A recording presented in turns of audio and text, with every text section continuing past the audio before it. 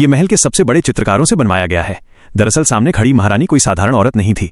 वो आधुनिक दुनिया से आई एक ऐसी लड़की थी जिसने महलों की साजिशों वाली कहानियां सैकड़ों बार देखी थीं। इसलिए महल की चालें, धोखे और षड्यंत्र उसके लिए कोई नई बात नहीं थे। कुछ समय पहले ही वो अचानक प्राचीन भारत के महान सेनापति की बेटी लक्ष्मी देवी के शरीर में आ गई थी और आते ही सम्राट ने उसे पूरे आर्यवर्त की महारानी बना दिया। लेकिन उसे अच्छी तरह पता था कि महल की कहानियों में सबसे ऊंचे पद पर बैठा इंसान सबसे पहले मारा जाता है।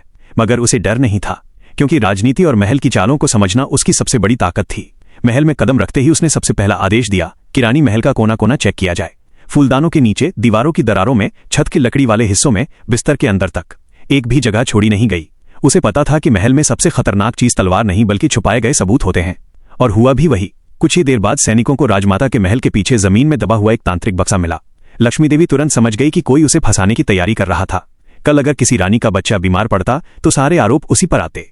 राजकुमारों की हत्या और राजमाता के खिलाफ षड्यंत्र का दोष उसी के सिर मढ़ दिया जाता। उस दिन से उसने महल का एक नियम बना दिया, पहले सुरक्षा फिर बाकी सब। इसके बाद उसने बाकी रानियों और राजमाता के कमरों की भी तलाशी शुरू करवाई, खासकर उन जगहों की जहां आमतौर पर कोई ध्यान नहीं देता, क्योंकि उसे पता था कहीं भी उसके नाम वाला तांत्रिक पुतला निकल सकता है। दिन राजबाग में उसकी मुलाकात रूपांजलि से हुई। रूपांजलि की शक्ल हूबहू सम्राट की पुरानी प्रेमिका जैसी थी। जैसे ही उसने महारानी को देखा, वो धीरे धीरे तालाब की तरफ बढ़ने लगी। उसकी आंखों में साफ दिख रहा था कि वो कोई खेल खेलने वाली है, और अगले ही पल वो ऐसा दिखाकर पीछे गिरी जैसे महारानी ने उसे धक्का दिया हो। लेकिन जमीन पर गिरते ही उसकी आंखें फटी की फटी रह गईं। तालाब में पानी ही नहीं था, क्योंकि महीनों पहले लक्ष्मी देवी ने वो तालाब भरवा दिया था। उसे लगता था कि असली तालाब महल के लिए सबसे खतरनाक चीज है। कोई उसमें गिर सकता था, मच्छर पैदा होते थे, और सबसे बड़ी बात, लोग झूठे आरोप लगाने के लिए उसका इस्तेमाल कर सकते थे। इसलिए उसने पूरा पानी निकलवाकर वहां मजबूत फर्श बनवा दी। ऊपर से महल के श्रेष्ठ चित्रकारों से ऐसा चित्र बनवाया गया कि दूर से देखने पर बिल्कुल असली पानी लगता था। धूप पड़ती तो चमक भी असली जैसी आती। सुरक्षा और सुंदरता का ऐसा मेल पहले किसी ने नहीं देखा था।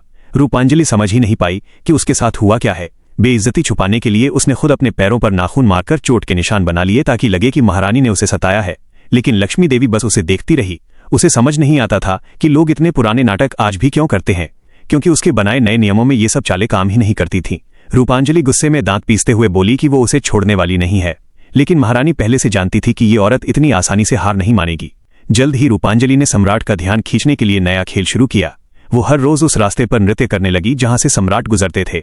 उसे पूरा भरोसा था कि अपनी सुंदरता और उस चेहरे की वजह से, जो सम्राट की पुरानी प्रेमिका जैसा था, वो एक दिन जरूर सम्राट का दिल जीत लेगी।